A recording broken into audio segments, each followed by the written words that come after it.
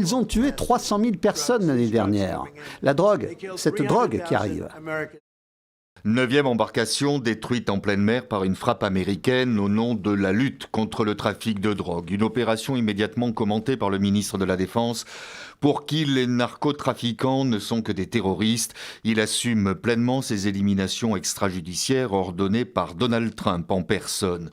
Au moins 37 morts en 1 mois et demi, sans interpellation ni jugement.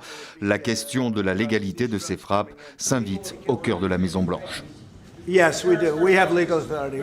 Oui, nous le faisons. Nous avons l'autorisation légale de le faire. Et si nous le faisions par voie terrestre, nous pourrions nous adresser au Congrès. Mais il s'agit d'un problème de sécurité nationale. Ils ont tué 300 000 personnes l'année dernière. La drogue, cette drogue qui arrive.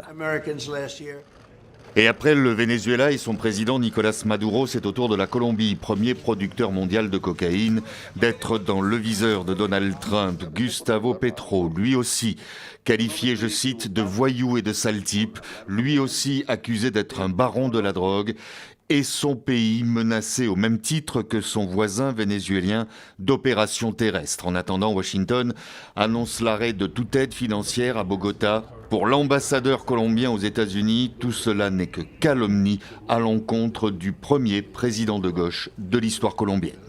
Rien n'est plus loin de la vérité pour un président qui a consacré sa vie à dénoncer et à combattre les mafias du trafic de drogue. Deuxièmement, cela s'inscrit dans une série de questions sur lesquelles le gouvernement colombien est clairement en désaccord avec l'administration Trump. Et le président colombien annonce une riposte judiciaire à l'encontre de son homologue américain. Il reçoit dans le même temps le soutien du Venezuela. Son ministre de la Défense l'affirme haut et fort. En cas d'agression, l'armée vénézuélienne défendra Bogota s'il le faut.